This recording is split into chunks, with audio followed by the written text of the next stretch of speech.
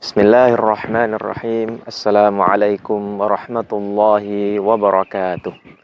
Alhamdulillah, wassalatu wassalamu ala rasulillah wa ala alihi wa sahbihi wa man walah. Amma ba'd.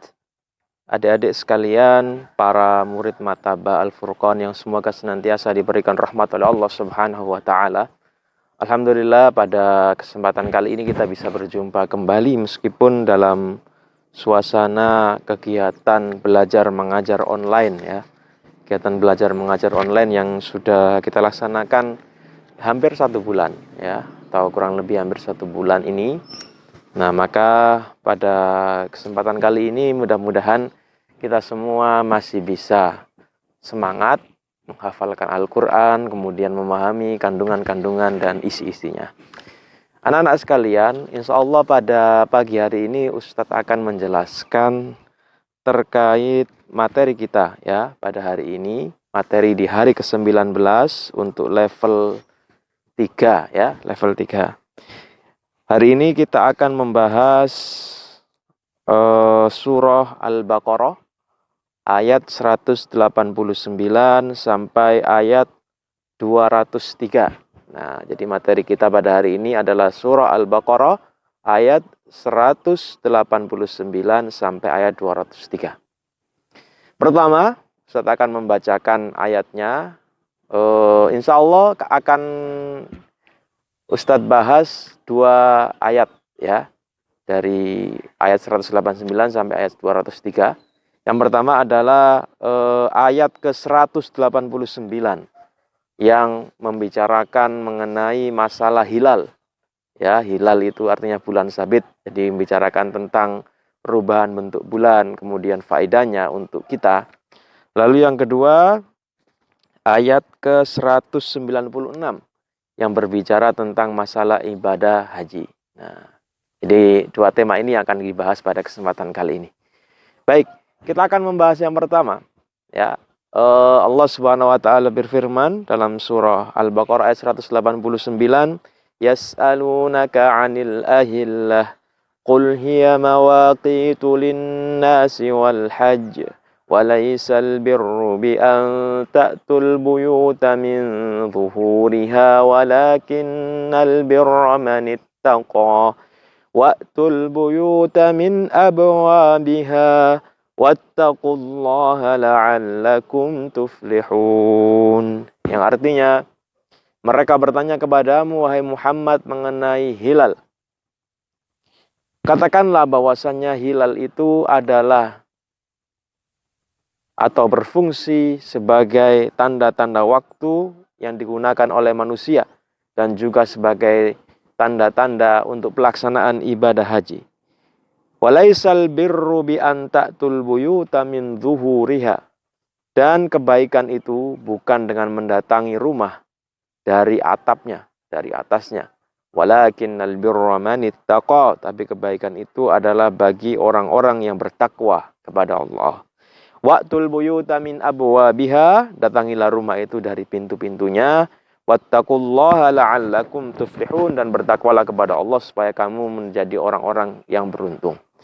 Nah, anak-anak sekalian, pertama ayat ini berbicara tentang hilal ya. Jadi disebutkan dalam salah satu riwayat bahwa dulu para sahabat itu bertanya pada Rasulullah SAW tentang hilal. Ada yang tahu hilal? Hilal itu apa? Ya, jadi hilal itu artinya bulan sabit ya, atau diterjemahkan sebagai bulan. Bulan, anak-anak tahu ya, bulan itu kadang bentuknya seperti sabit ya, kecil, kemudian semakin membesar, akhirnya pada bulan purnama kelihatan penuh ya, bulatan penuh. Kemudian mengecil lagi, mengecil. Nah, hingga akhirnya hilang ya, lalu muncul lagi. Begitu juga terjadi gerhana ya. Ketika terjadi gerhana maka bulan tidak kelihatan karena kalau secara ilmu sains ya, kenapa bulan tidak terlihat? Karena cahaya matahari yang mengenai bulan itu terhalang oleh bumi. Nah, baik anak-anak. Jadi para sahabat itu bertanya, Rasulullah, mengapa bulan seperti itu? Kadang kecil, kadang besar, bahkan kadang menghilang. Mereka ingin tahu sebabnya. Ya, sebabnya dilihat dari ilmu falak. Ilmu falak itu ilmu yang pelajari tentang bulan. Ya, karena pada waktu itu orang Arab ya, dan sampai sekarang juga, dan kita sebagai umat Islam ketika kalender ibadah itu patokannya bulan-bulan Komariah, bulan-bulan yang berdasarkan patokan bulan. Ya. Para sahabat bertanya tentang itu. Nah, mereka ingin tahu proses terjadinya bulan kok bisa seperti itu, bagaimana ceritanya.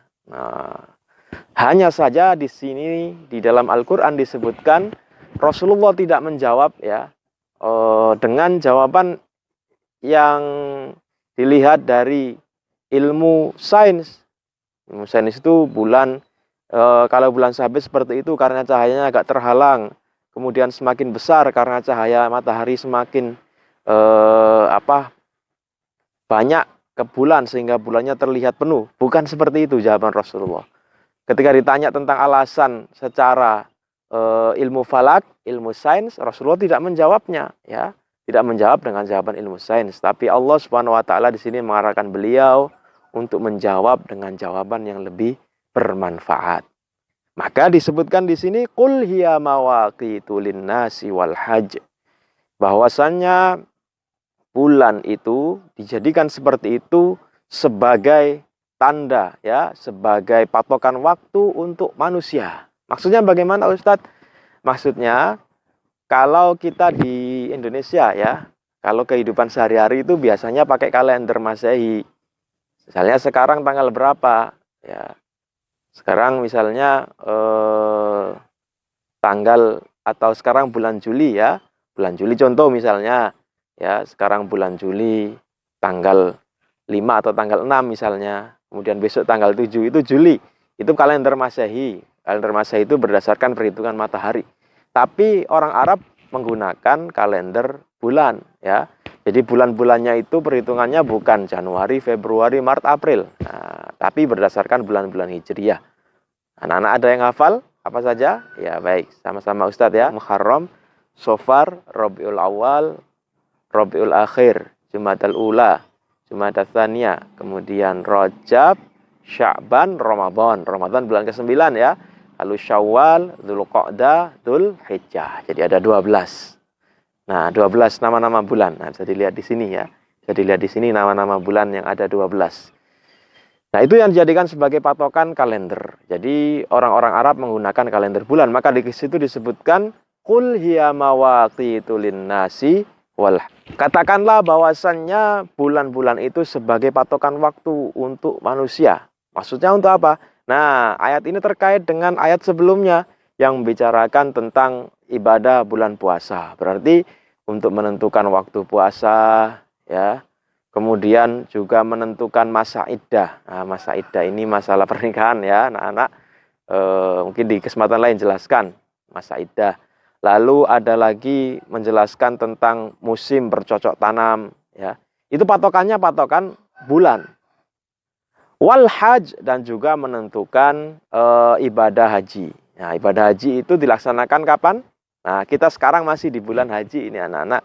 Kita sekarang ada di bulan terakhir dari bulan Komariah, yaitu kita berada di bulan Dzulhijjah. Nah, ibadah haji itu dilaksanakan mulai tanggal 8 ya, Tarwiyah, di Tarwiyah sampai tanggal 13 Dzulhijjah. Tapi bisa dimulai sejak Asyhurul Hurum, bisa dimulai sejak bulan Muharram, Dzulqa'dah, Dzulhijjah. Nah, 3 bulan itu bisa dimulai ibadah hajinya, tapi puncak pelaksanaannya itu pada 5 hari ini, 8, 9, 11. Nah, kita akan menjelaskan setelah ini ya tentang bagaimana pelaksanaan ibadah haji. Jadi, intinya fungsi adanya hilal atau fungsi adanya bulan itu adalah sebagai patokan, sebagai ukuran pelaksanaan ibadah maupun pelaksanaan kegiatan-kegiatan manusia yang lain. Nah, kemudian Allah menyinggung di sini walaisal birra bi an ta'tul buyuta min zuhuriha walakinnal birra man ittaqa sampai akhir ayat. Jadi anak-anak dulu orang Arab punya kebiasaan yang unik ya. Orang-orang jahiliyah itu punya kebiasaan yang unik. Mereka itu sudah melaksanakan ibadah haji sejak dulu. Sebelum Rasulullah diutus menjadi nabi itu sudah ada ibadah haji, tapi pelaksanaannya berbeda dengan ibadah haji yang kita laksanakan. Banyak penyimpangan-penyimpangan yang dia lakukan. atau mereka lakukan. Singkat cerita, dulu orang-orang Arab itu setelah pulang haji, ketika masuk rumah itu mereka tidak masuk dari depan pintu, tapi masuk dari atap. Ya, jadi di atap mereka itu sengaja dibuat lubang seperti itu sehingga mereka bisa masuk dan terjun dari situ. Itu kebiasaan jahiliyah, ya, kebiasaan jahiliyah, dan mereka anggap itu sebagai perbuatan baik. Nah, padahal disebutkan di sini, walaisal birru bi an ta'tul buyuta min abwabiha walakinnal birra man ittaqa. Kebaikan itu adalah ditunjukkan dengan takwaan kepada Allah, ketakutan kita kepada Allah. Wa'tul buyuta min abwabiha wattaqullah la'allakum tuflihun. Jadi kebaikan itu bukan datang dari ditunjukkan dengan amalan-amalan yang aneh seperti itu, tapi perbuatan itu adalah kebaikan, adalah ketakwaan kita kepada Allah Subhanahu wa taala. Baik, itu tafsir ayat ke-189. Kita lanjut ke pembahasan berikutnya, langsung ke ayat 196. Ayat 196 akan Ustadz bacakan. A'udzu billahi minasyaitonir rajim. Wa atimul hajja wal umrata lillah.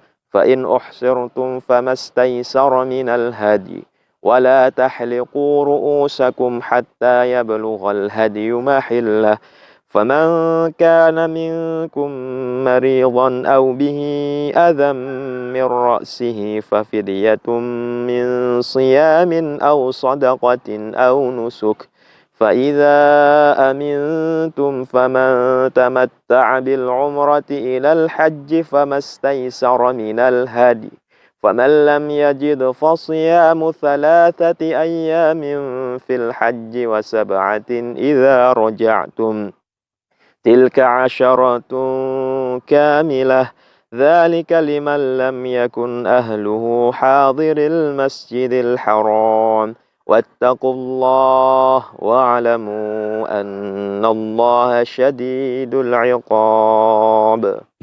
Baik, anak-anak, sadaqallahul azim. Anak-anak sekalian, di situ Allah mulai wa atimmul hajja wal umrata lillah. Sempurnakanlah haji dan umrah itu karena Allah Subhanahu wa taala.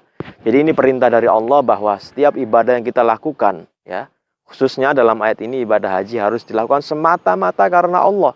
Jangan karena, kalau di level 3 itu kan ada mutaba'ah sholat, ya. Jangan karena supaya mutaba'ah saya isinya kosong. Nah, jangan karena itu, ya. Ya memang dari sekolahan mewajibkan anak-anak untuk mengisi mutaba'ah. Supaya apa? Bukan semata-mata agar nanti yang mutaba'ahnya banyak dapat hadiah, yang tidak diisi dapat hukuman. Bukan semata-mata itu, tapi melatih anak-anak supaya terbiasa melakukan ibadah sholat sejak kecil. Nah, jadi sholat itu semata-mata karena Allah, baik ada mutaba'ah atau tidak. Ya, nah di sini di dalam ibadah haji Allah merintahkan wa atimul hajja wal umrata lillah. Ya, laksanakanlah haji dan umrah itu karena Allah. Nah, maksudnya karena Allah adalah pertama niatnya ikhlas karena Allah Subhanahu wa taala, kemudian kedua harus mengikuti petunjuk Rasulullah Shallallahu alaihi wasallam. Jadi sesuai dengan apa yang dilaksanakan dianjurkan Rasulullah Shallallahu alaihi wasallam. Nah, baik, di sini Ustaz akan bahas kilas tentang ibadah haji. Jadi ibadah haji ini adalah salah satu rukun Islam, ya, rukun Islam yang kelima. Yang pertama sholat, syahadat, kebalik ya. Syahadat, sholat, kemudian zakat, puasa, haji. Atau puasa, zakat, haji. Rukun Islam yang kelima. Nah, ini dilaksanakan bagi orang-orang yang memiliki kemampuan. Baik kemampuan secara harta, punya uang untuk mendaftar haji, ya. Atau kemampuan secara fisik, masih kuat untuk berpergian jauh, masih kuat untuk melakukan amalan-amalan ibadah haji. Nah, hari ini atau tahun ini anak-anak ibadah haji itu dibatasi karena kondisi kita yang dalam masa pandemi, ya. Kalau tahun lalu hanya 10.000 orang, kalau tahun ini 60.000 orang. Biasanya ada jutaan orang, ya, yang bisa melaksanakan ibadah haji dari seluruh dunia, dan yang terbanyak itu dari Indonesia. Nah, maka kita berdoa kepada Allah mudah-mudahan pandemi ini cepat berlalu, ya. Kita bisa kembali menjalankan aktivitas kita secara normal termasuk ibadah haji. Nah, Jadi ibadah haji itu anak-anak sekalian di sini disebutkan ya beberapa hal tentang ibadah haji. Oh, Ustadz akan membahas secara umum saja ya terkait korelasi ayat ini. Ibadah haji itu ada 3 macam ya. Ada 3 macam caranya. Ada yang umroh dulu kemudian haji. Itu namanya tamattu. Nah, umroh dulu kemudian haji ini yang biasanya dilakukan oleh jamaah di Indonesia. Jadi pergi haji itu jauh-jauh hari sebelum puncak pelaksanaan ibadah haji. Itu sudah pergi haji. Ya, biasanya 1 bulan sebelumnya sudah pergi. Kemudian umroh, lalu setelah itu melakukan tahallul. Tahallul itu apa Ustadz? Tahallul itu berarti selesai melakukan umroh ditandai dengan memotong rambut. Nah, kemudian setelah itu menunggu waktu haji, lalu ibadah haji. Lalu yang kedua adalah qiron. Nah, qiron itu bersamaan, niat umroh sekaligus niat haji. Lalu yang terakhir adalah ifrad. Ifrad itu hanya ibadah haji saja, tidak pakai umroh. Nah, di sini disebutkan wa atimmul hajja wal umrata lillah. Nah, kemudian anak-anak sekalian, bagi orang yang melakukan tamattu itu wajib membayar hadyu, ya, wajib membayar dam. Nah, bagaimana disebutkan di sini, faman tamatta'a bil umrati ilal haji famastaisara minal hadi. Dam itu apa Ustadz? Nah, dam itu adalah dia wajib menyembelih binatang ternak atau menyembelih binatang kurban kalau kita ya. Kalau di luar haji itu dia menyembelih binatang kurban. Nah, bagaimana kalau tidak mampu? Ya, meskipun mungkin mampu melaksanakan ibadah haji tapi untuk menyembelih dam ternyata ongkosnya tidak cukup misalnya, maka bisa diganti dengan siyamu salasati ayyamin fil haji wa sab'atin idza raja'tum. Puasa 10 hari. 3 hari ketika masih berada di Makkah, ketika masih melaksanakan ibadah haji, dan 7 hari ketika berada di rumah. Nah, bisa diganti dengan puasa 10 hari. Lalu ibadah haji itu apa saja yang dilakukan? Ya. Nah, pertama adalah ikhram, ya. Ikhram itu memulai pelaksanaan ibadah haji dengan memakai pakaian ikhram. Pakaian ikhram itu kalau laki-laki pakaian yang putih-putih itu ya, ada pakaian bawah, kemudian pakaian atas. Kalau perempuan ya pakai mukena seperti biasanya, ya. Lalu tidak melanggar larangan-larangan ikhram seperti tidak boleh memotong kuku, tidak boleh memotong rambut, memakai wangi-wangian, ya, dan lain sebagainya. Kemudian setelah mulai ikhram maka dilanjutkan ya pelaksanaan ibadah haji ini bisa dimulai dengan mabit ya. Bisa dimulai dengan mabit di Mina. Ya, ada lagi mabit itu menginap di Mina, ya, menginap di Mina. Kemudian atau dimulai juga sebelumnya dengan tawaf, ya, ada di ihram. Kemudian tawaf itu mengelilingi Ka'bah sebanyak 7 kali, ya, tawaf, ya, mengelilingi Ka'bah sebanyak 7 kali. Kemudian ada lagi amalan haji itu setelah tawaf sa'i, ya. Sa'i itu berlari antara Safa dan Marwah. Sebanyak berapa kali? 7 kali. Ya, 7 kali juga.